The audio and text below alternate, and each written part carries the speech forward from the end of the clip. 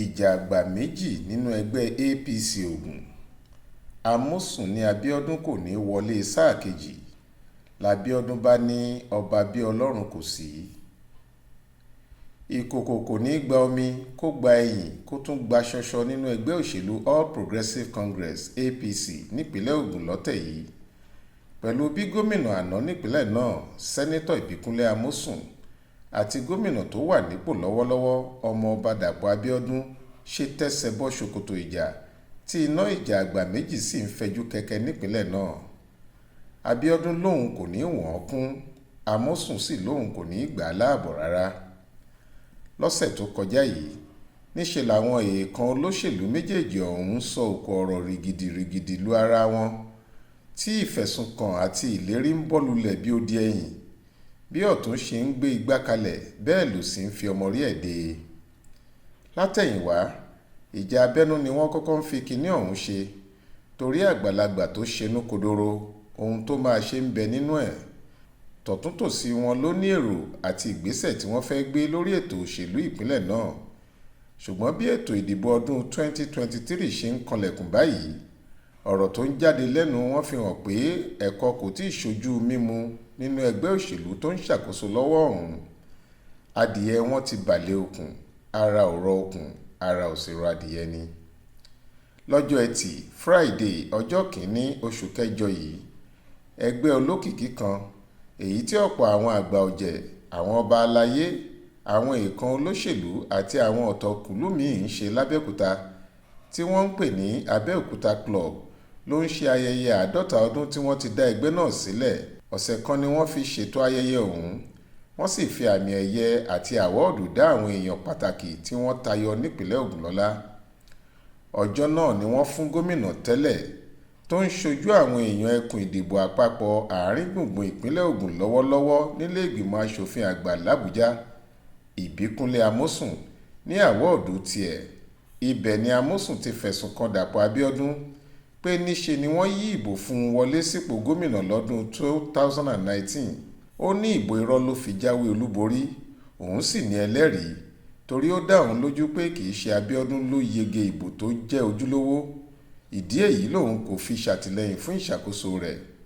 Amosun ní bó tilẹ̀ jẹ́ pé òun ti tẹ̀síwájú ní tòun, síbẹ̀ ó ṣe pàtàkì láti yẹ àga kúrò nídìí Abiọdun. Ó ní ìjọba táwọn èèyàn kò nífẹ̀ẹ́ sí ní ìjọba rẹ̀, àwọn sì máa júwe ọ̀nà ilé fún un láìpẹ́. Lásìkò ètò ìdìbò tó kọjá lọ́dún 2019, Ọlọ́run kúkú ṣe é, olóyè Olúṣẹ́gun Ọ̀ṣọ́bà wà níbí, wọ́n lè ṣe ẹlẹ́rìí mi.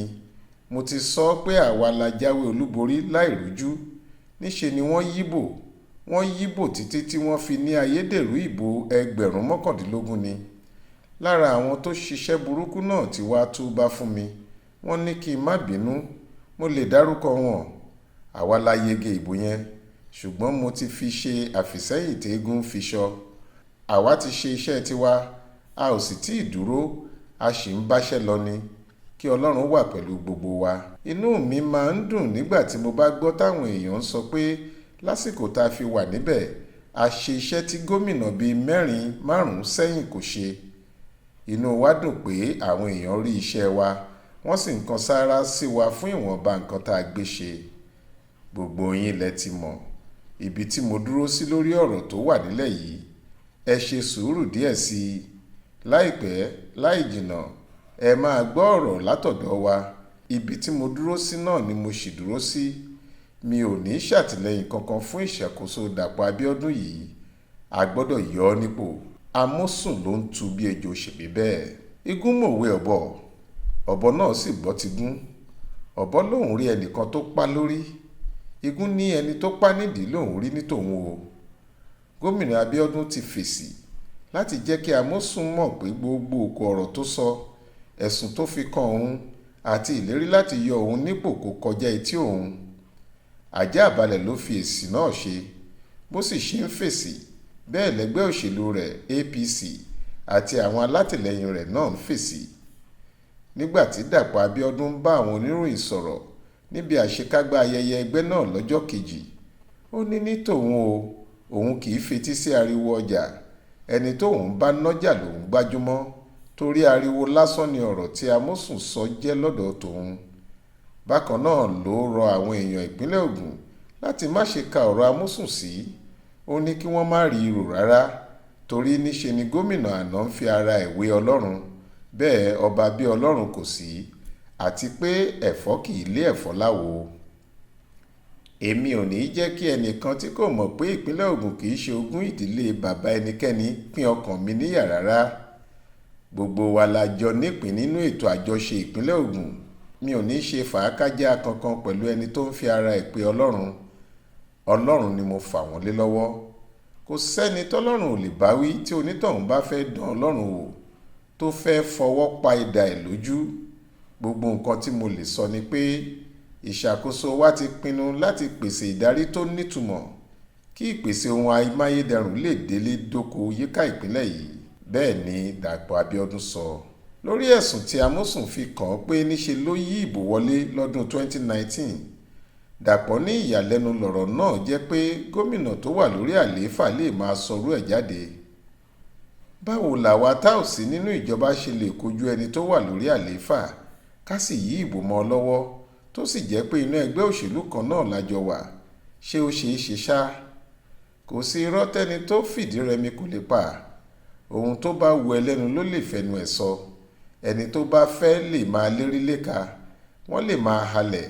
Ohun tí wọ́n bá rí ni kí wọ́n ṣe.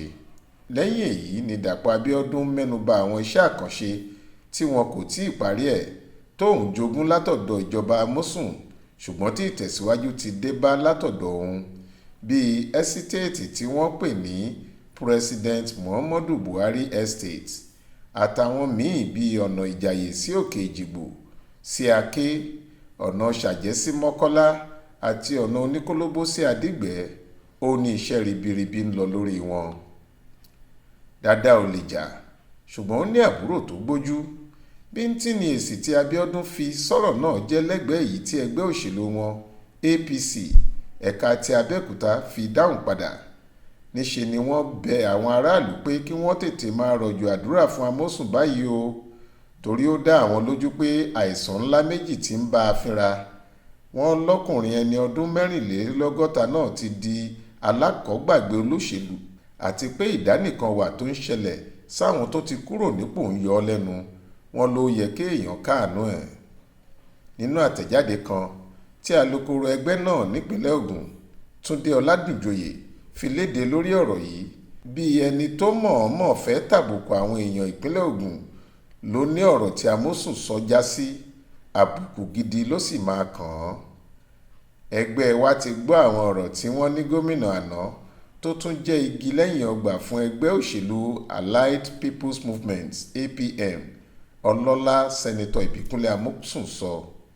Kì í ṣe pé àwọn ọ̀rọ̀ náà tàbùkù sí àwọn èèyàn ìpínlẹ̀ Ògùn nìkan ni, ṣùgbọ́n ó tún jẹ́ àmì burúkú pé gómìnà àná náà kò tí ì jáwọ́ nínú ìwà ìgbéraga, ìgbéraṣánlẹ̀ àti àìfẹ́ rí mí ọmọlàkejì láàtàn tó ti mọ́ ọ lára, èyí tí wọ́n torí ẹ̀ bá wí lọ́jọ́sí tí wọ́n yọwọ́ ẹ̀ láwo nínú ẹgbẹ́ bó tilẹ̀ jẹ́ pé ó ṣì wà nípò nígbà yẹn.